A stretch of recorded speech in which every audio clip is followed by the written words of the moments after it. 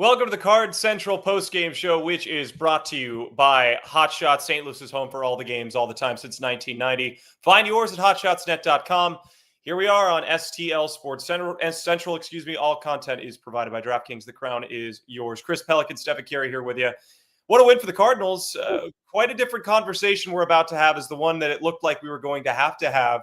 And Samuel Howe fired up in the chat. That is a winner and a big one for St. Louis, who really had it lined up perfectly. A chance to not go deeper into extra innings, bases loaded, nobody out, 2 hard hit ground balls, and you didn't find a way to score in the bottom of the 10th inning. And with this team's struggles and extras, it almost felt like all of the oxygen had been taken out of the stadium. They find a way with Joel Pozo, who has had a couple of clutch moments coming off the bench this season. Yeah, Stefan, I mean, like, all due respect to the Beatles, right? Long and winding road in this one. I mean, like, there were so many twists and turns. You sat there, I mean, and I've got my list of things to talk about, and we sit there and we say, boy, Steven Matz came in and, they played the numbers great against De La Cruz, and then he knocks one out, and all of a sudden it's 5-2. It's not looking good. And then the Cardinals, as they've done a lot this season, showed a lot of resiliency late. They come back, they tie it, they force extra innings. Helsley throws exactly the kind of inning that you want in the 10th inning, especially as a home team where, the strikeout was in play and that sort of thing. And then your bases loaded, no outs, and everyone's getting ready to start the post-game show, right? I mean, at this point in time, someone's going to put the ball in the air, that, and then lo and behold, 3 straight outs. They don't get it in. Totally agree. I mean, it's like you go from, wow, like good start for the, great start for the team. Then, oh no, like Matz can't, the way they play the right matchup, but it doesn't work. And De La Cruz is puking and it's, whatever. It's and then, boy, great comeback. And so all over the place with this thing. And, in the end, the Cardinals made one more play, than the Reds did in this thing, and couldn't agree with you more. Obviously totally different conversation. If the Reds put one up in the 11th inning, the Cardinals fail to, they lose this game when they had the bases loaded and nobody outs in extra innings. But again, that's baseball, right? This is what makes this fun. This is why the chat room is active and buzzing like it is right now. Because again, I mean, what I think if we're just going overall theme in this one, Stefan, I mean, I just have to sit here and say, you and I have done a few shows together where we talk about how it seems like good teams find ways to win.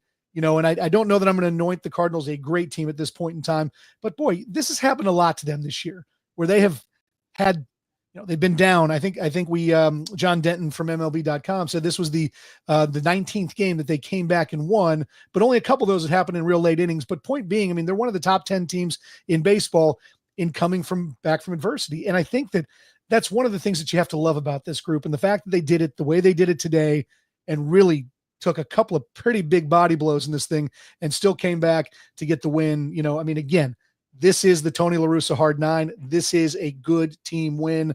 There's a ton of things we can chew on, and we will for the next 30 plus minutes or so. But end of the day, I mean, what do? This is just a fantastic win. Glad we got an exclamation point at the top of our screen there. 6-5 win. This was an exclamation point win. Well, and I love the comment here from Sam Thomas. Today was a great example of Marmol being proactive instead of reactive today. I don't know if that comment is made if the Cardinals lose this game. And again, I think the outcome changes everything in the eyes of the fans. You look back at Elly De La Cruz's home run, leaving Steven Matz in the game to face him lefty on righty. The numbers supported that decision. You had 2 free bases open. You decide not to walk him, and he takes a 4-2 lead. But then again, you look back at what was done. You leave Andre Granillo in. He allows a run, but he bends, doesn't fully break, keeps the Cardinals in it. They rally a lot of 2-out hits. But I think the big key was look at Ryan Helsley and Phil Maton. Phil Maton has been as good as any reliever in all of baseball this year. Helsley has had his struggles. That's the best performance I can remember from him maybe in the entire season, to be able to lock it down and not allow a run come in to score.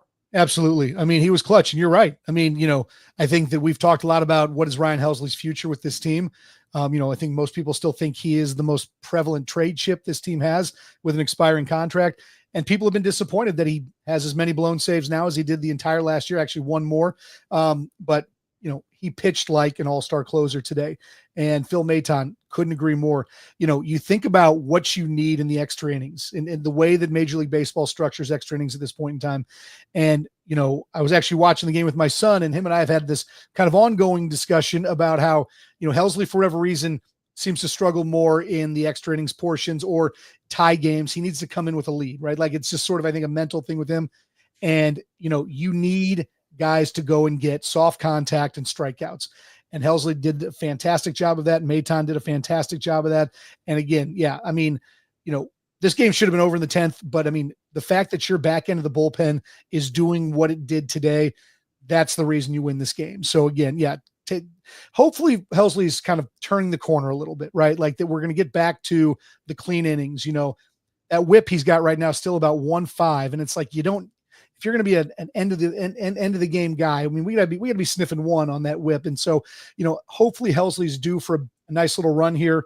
Obviously if he's playing well, the team's playing well. So, again, and like you said, Maton, just for a team that did very little in free agency this offseason, like the Cardinals did, part of design, but to get Phil Maton in spring training and have him come in and do what he's done, there's a reason Phil Maton's been a high leverage guy for a long time. And he's got the mindset, he's got the pitches, and did a fantastic job against a lineup with a bunch of guys who are dangerous. To get Matt McLain at the end of that game, clearly Matt McLain's seeing the ball really well these days, right? He had 2 doubles today. So for him to get that strikeout, again, just really, really, really high level stuff from our high leverage guys.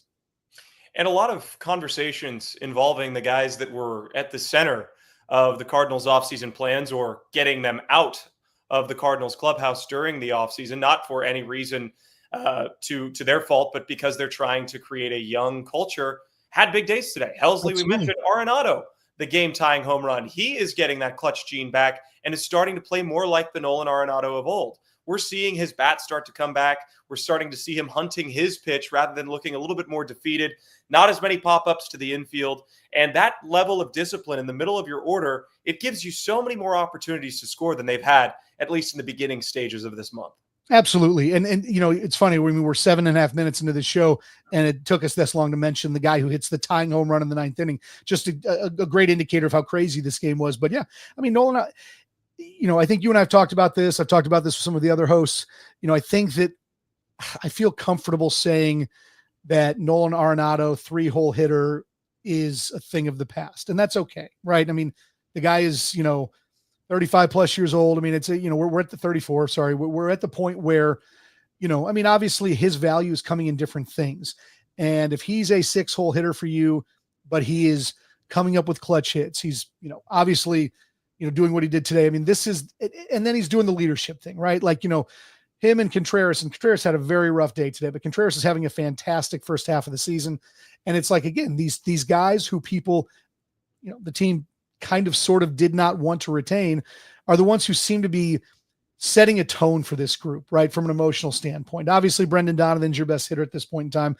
The pitching's been much better than anyone I think expected, but it's great. And I think there's a lot of credit due to the guys like Arenado and Contreras who, showed they wanted to be here and have changed, at least set a tone for the young guys. And I think it's allowed them to flourish. And so, yeah, absolutely. Kudos to Nolan Arenado, who seems to come up with big hit after big hit for this team. Obviously still continuing to play a fantastic defense. The team defense today was another thing. And I know we can talk about this over the course of the next 30 minutes or so, but there were multiple innings where, Brendan Donovan makes a great play at second. Contreras makes a great play at first. Arenado made a great play at third, where, you are saving runs. And again, we can look at all of these little things that happen throughout the course of this game. And one run makes a difference in this game, quite obviously. And, the clutch pitching and the great defense. That's sort of, I think, the mesh, or at least at the bottom of this team win. And they're back to 7 games above 500. We've got plenty more to talk about here on the Card Central Postgame Show, which is brought to you by Hot Shots, St. Louis's home for all the games all the time. Since 1990, find yours at hotshotsnet.com and get involved in the conversation. Give us your questions, comments, concerns about the Cardinals. Like and subscribe to our YouTube page. We have coverage for all St. Louis sports here on STL Sports Central. He's Chris Pelikan. I'm Stefan Caray. And another factor that we need to talk about is Sonny Gray didn't have his best stuff today, but still held the Reds to 1 run through 5 innings. That gave you an opportunity to bring in Steven Matz, who didn't have his best stuff either. But now the big question is tomorrow. What's that going to look like with a completely depleted bullpen that you are in some ways maybe trying to save for this Cubs series? You can't mail in any games in a major league season, but if things go awry, Miles Michaelis might have to go longer than he would have liked to and might have to eat a couple of innings. Yeah. And this is, this is where you kind of go to your veteran and say, we need some length out of you. You know, obviously you hope that Michaelis has his good stuff tomorrow. It's been a little bit of a, you know, slippery slope. I mean, more often than not, he's been good this year. And you're right. You know, I mean, I'm not sure how many guys will be down tomorrow. The weather is obviously a big factor with this. I mean, you know, clearly we saw Ellie De La Cruz struggle with it. We saw home plate umpire CB Buckner up in the Cubs game against the Mariners. Their home plate umpire had to leave the game and go to the hospital. You know, this is a deal where you're 1000% right, Stefan. Not only do we have, you know, probably a little bit of a limit on where guys are going to be available in terms of what they do tomorrow, but I mean, like the weather being a factor as well and getting in there, you know, yeah, they need Miles Michaelis to go 6+ tomorrow, you know, and save this thing, because you're right. It is, you know, and I still remember this is, again, I talk a lot about Tony La Russa, but there were a lot of times where you would see games with him where the team took the first two of a series. He was very into the series wins. We can argue about whether or not that is a real metric and what you should be searching for, if whether or not you just need to collect as many wins as possible. But you knew there were games where several starters would be resting on a Sunday. You know, the bullpen, I mean, obviously he would, this is when the Memphis shuttle starts getting roared up a little bit. You know, maybe you see, you know, some of your Memphis, you know, back and forth guys get a little bit more run tomorrow. You know, that maybe the win is not the most important thing tomorrow. I mean, I know that sounds somewhat silly and they will go for it hard, but you know, again, you're right. They're in a tough spot. Extra innings baseball does this to teams, right? You know, and so we'll have to see what Ollie Marmol's got up his sleeve. You know, I mean, obviously they ended up using five different pitchers, or 6 today. You know, yeah, 5 out of the bullpen, including King, although King threw 3 pitches. So, you know, something tells me I think he'll end up being okay. But again, you know, like you said, this is not the game tomorrow where you want Michaelis to drop 8 runs, you know, in the first 2 innings and sit there and say, you know, where do we go with the bullpen? Or, you know, is this the game where we get to see Brendan Donovan pitch? You know, so again, I agree with you that it's going to be a little bit going to be touch and go tomorrow. Short bullpen, you know, bad weather, that whole thing. So it'll be a fun one to see sort of what Ollie decides to do tomorrow.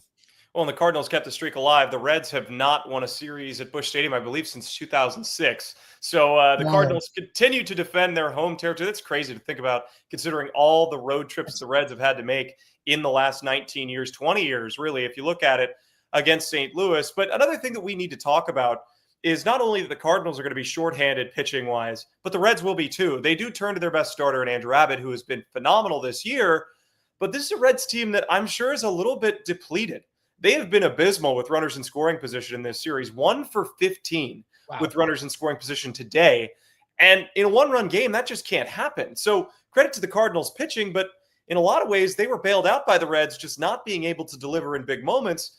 And this is, again, a team in Cincinnati that had been peaking both offensively and pitching-wise coming into town. The Cardinals are certainly stymieing that rhythm.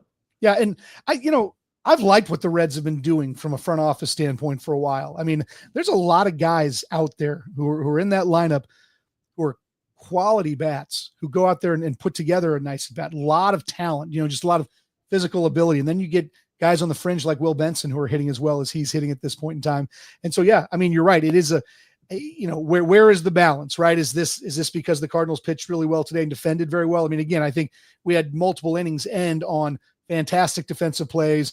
You know, I think every inning Sonny Gray pitched today, he had guys on base, right? So he was high danger all day. You know, defense, again, really, really good. But I think it's, you know, the Cardinals messed with fire a little bit today and they didn't get burned, which is a great thing.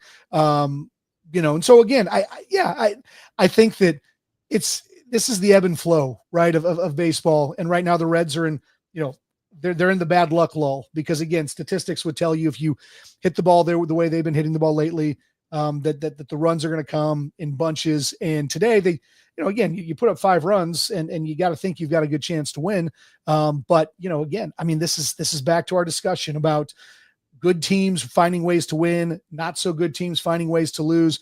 And again, I'm not sitting here, you know, coronating anyone a good team, great team, that sort of thing. But at the end of the day, you know, this one could have gone a lot of different ways. And the fact that the Cardinals pulled it out, I think it speaks to the way this team is preparing itself, the emotion they play with. Because again, I mean, this one could have gone bad in a lot of different areas. And I think Francona will certainly talk, you know, when he talks about this game and looks at it, he's going to know they had a lot of chances to put this thing away and they just didn't do it. The Cardinals have always been a team that finds ways to create their own energy. They are certainly that team in 2025. A game that they probably shouldn't have won from a first personnel standpoint last night. They win 6-1. A game that they probably shouldn't have won from maybe a play on the field standpoint. They win. That's 5 straight wins now, 7 games above 500. And again, we've got a whole lot more to cover here on the Cards Central post-game show. But a quick reminder that baseball season is officially underway, and it's time to step up to the plate with DraftKings Pick 6. Think of DraftKings Pick 6 as your fastball right down the middle. It's the easiest way to play for cash and take a shot at a big win. Just select 2 or more players and choose if they'll have more or less of a stat. Pick 6 is available in most states, including California, Texas, Georgia, Missouri, and more. Cash in your baseball knowledge. New players get $50 of Pick 6 credits instantly on just a $5 entry. Download the DraftKings Pick 6 app and use code STL Sports. That's code STL Sports for new customers to play $5. Get $50 in Pick 6 credits. Better payouts, bigger wins. Only with Pick 6 from DraftKings, the crown is yours. Gambling problem? Call 1-800-GAMBLER. Help is available for problem gambling. Call 888-789-7777 or visit ccpg.org in Connecticut. Must be 18 and over. Age and eligibility restrictions vary by jurisdiction. Pick 6 not available everywhere, including New York and Ontario. Void where prohibited. 1 per new customer. Bonus awarded as non-withdrawable Pick 6 credits that expire in 14 days. Limited time offer. See terms at pick6.draftkings.com/promos. Thanks to Matt Rocchio doing all of our production here on STL Sports Central. He makes the show so smooth and easy to do. I want to address something that I saw on Twitter, at least over the last few weeks, and it has to do with Joel Pozo. And in the state of flux that this team was in about a week and a half ago, not finding a way to win, really struggling. And here's a comment right now about Pozo. And I don't fully agree with this comment, but there were a lot of people out there saying that Pozo should be sent back down to AAA to give Sajaci some room. Well, Pozo being on the roster affords you the opportunity to let Herrera go on the IL, bring up Sajaci, and gives you a good catcher. But I think what's so impressive, not only his story, right? Living in his car, trying to provide for his family in Florida, the ability to come up in situation after situation and be fresh and be ready to hit and give you a good at-bat. I mean, he's not a guy that's swinging out of his shoes and striking out. I mean, his strikeout rate isn't particularly high. And with 2 outs to shorten up and bloop a ball into right the way that he did, this is a guy that should be in the major leagues, and he is for good reason. Yeah, Pozo's a really interesting guy, right? And I think you see this in the catcher position a lot, where there's guys who, the proverbial quadruple A guys who are just really, really good minor league players, but struggle to find traction as everyday guys at the bigs. And honestly, how many really everyday catchers do we even have at this point in time? I mean, your bests are playing. I mean, if you're not Cal Raleigh, you're playing 2/3 of the time, that sort of thing. Cause obviously it's a demanding position. Pozo has been exactly what they wanted. When you sign a guy like Pozo, you want a guy who's going to be a veteran presence, catching especially. I've seen a few comments about, where's Pozo and Jimmy Crooks is down at AAA and he's maybe the future of the position, that sort of thing. And it's like, you need those guys to play. You need Yoel Pozo to do the things that he's doing right now, which is he can handle a pitching staff well. The hole in his game is obviously the fact that he has very little discipline at the plate, right? He is a great bat to ball guy. He just doesn't walk. He doesn't see pitches, and it's fine. And again, it played perfectly today because they needed somebody to go out there and put the bat on the ball. And so he did a really nice job of that. And he gets the run.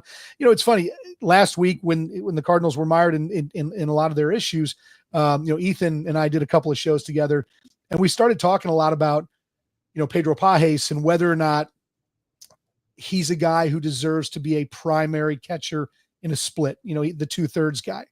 And you cannot argue with what Pages has done, and to a degree, Pozo has done with the pitching staff, right? In St. Louis, if anywhere, we understand how valuable a receiver can be to pitchers, right? Watching Yadier Molina do it for 20 years, he made guys better. They felt confident throwing to him. They believed in his game calling. That's all the difference sometimes for some pitchers.